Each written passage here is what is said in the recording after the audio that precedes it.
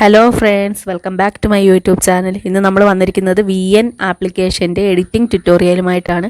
ആദ്യം നമുക്ക് application open ചെയ്യാം. നെക്സ്റ്റ് അവിടെ ഒരു പ്ലസ് ഐക്കൺ കാണും, അവിടെ ക്ലിക്ക് ചെയ്യാം.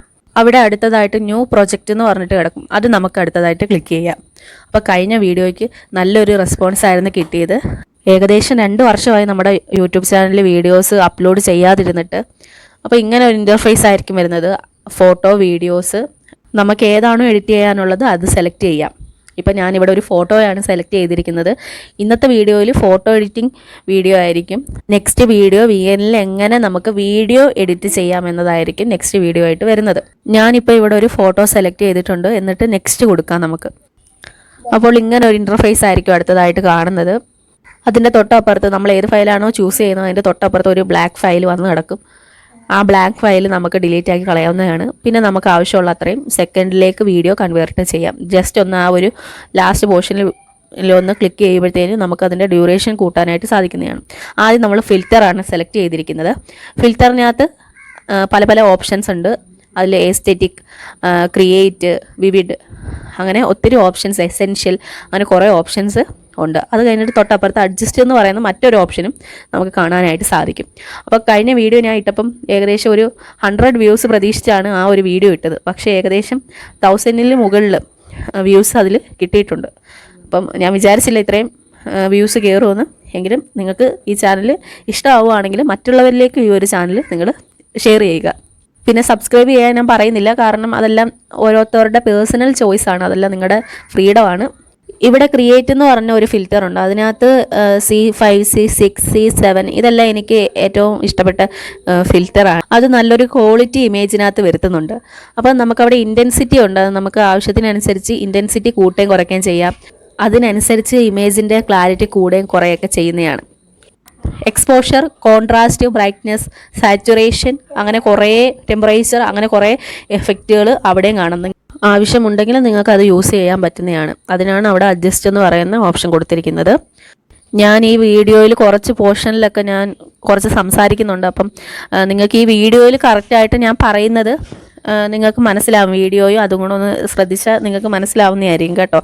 അതല്ല എന്തെങ്കിലും ഡൗട്ട് ഉണ്ടെങ്കിൽ കമൻറ്റ് ചെയ്താൽ മതി, ഞാൻ പറഞ്ഞു തരാം.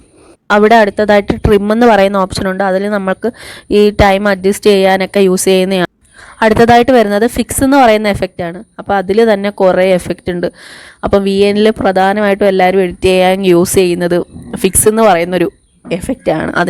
അതിൽ തന്നെ basic, beats, glitch, blur, rotation, split, nature, snowing, snowflakes, അങ്ങനെ കുറേ എഫക്റ്റ് അവിടെ ഉണ്ട്.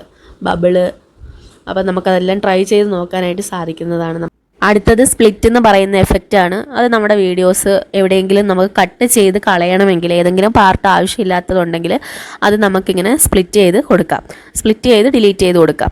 നെക്സ്റ്റ് വരുന്നത് കട്ടൗട്ടാണ്. നമ്മുടെ ഇമേജിൽ നമ്മൾ ഏത് ഇമേജാണോ എടുത്തേക്കുന്നത് അതിലേതെങ്കിലും ഒരു പാർട്ട് മാത്രം നമുക്കതിനകത്ത് കട്ട് ചെയ്തെടുക്കാനായിട്ട് സാധിക്കും. ഇപ്പോൾ ഈ ഒരു പിക്ചറിനകത്ത് കടൽ കാണുന്നുണ്ട്, ബാക്ക്ഗ്രൗണ്ടിൽ ബുക്സ് കാണുന്നുണ്ട്. അപ്പം അതെല്ലാം നമുക്കൊന്ന് റിമൂവ് ചെയ്തെടുക്കാനായിട്ട് സാധിക്കും അതിലൂടെ. Next crop. അതെല്ലാവർക്കും അറിയാവുന്ന, നമ്മുടെ ഇഷ്ടാനുസരണം നമുക്ക് ആ ഒരു വീഡിയോ അല്ലെങ്കിൽ ആ ഒരു ഫോട്ടോ നമുക്ക് സൈസ് മാറ്റി എടുക്കാവുന്നതാണ്. പിന്നെ വരുന്നത് ബ്ലർ എന്ന് പറഞ്ഞ ഓപ്ഷനാണ്. അതും എല്ലാവർക്കും പൊതുവേ അറിയാം. ബ്ലറിനകത്ത് തന്നെ ബേസിക് ഉണ്ട്, ഹൊറിസോണ്ടലുണ്ട്, അങ്ങനെ 4 എഫക്റ്റ് അവിടെ വരുന്നുണ്ട്.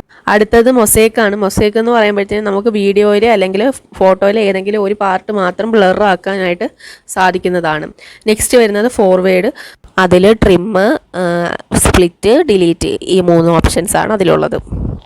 ഇതിൽ എഫക്റ്റൊക്കെ ഇത്രയേ ഉള്ളൂ. അടുത്തത് അതിനകത്ത് കൊടുത്തേക്കുന്നത് നമുക്ക് മ്യൂസിക് ആഡ് ചെയ്യാം, ടെക്സ്റ്റ് ആഡ് ചെയ്യാം, നമ്മുടെ വീഡിയോസ് ആഡ് ചെയ്യാം. അതേപോലെ തന്നെ സൗണ്ട് കൂട്ടാനും കുറയ്ക്കാനും പറ്റും. കവർ പിക്ചർ മാറ്റാനായിട്ട് സാധിക്കും. പിന്നെ ഒറിജിനൽ എന്ന് പറയുന്ന ആ ഒരു ഓപ്ഷൻ ക്ലിക്ക് ചെയ്യുമ്പോഴത്തേനും നമുക്ക് ആ ഒരു ഫുൾ വീഡിയോ ഏത് സൈസിൽ വേണോ നമുക്ക് റേഷ്യോ തിരിച്ചെടുക്കാനായിട്ട് സാധിക്കുന്നതാണ്. പിന്നെ അതിൻ്റെ തൊട്ടപ്പുറത്തെ സൈഡിൽ ഡൗൺലോഡ് എന്ന് പറയുന്ന ഒരു ഓപ്ഷനും ഉണ്ട്. അതേപോലെ തന്നെ സേവ് എന്നൊരു ഓപ്ഷനും ഉണ്ട്. സേവ് എന്ന് പറയുന്നത് നമ്മൾ ആ ആപ്ലിക്കേഷനിൽ തന്നെ സേവായി കിടക്കുന്നതാണ്. നമ്മൾ ഡൗൺലോഡ് ചെയ്താൽ മാത്രമേ നമ്മുടെ ഗാലറിയിലേക്ക് വരത്തുള്ളൂ. അപ്പോൾ അവിടെ എക്സ്പോർട്ട് എന്ന് പറയുന്ന ഓപ്ഷൻ കാണും. ഓട്ടോയും ഉണ്ട്, അതേപോലെ തന്നെ മാനുവലും ഉണ്ട്. അപ്പോൾ ഇത്രയേ ഉള്ളൂ ഈ ഒരു വീഡിയോ.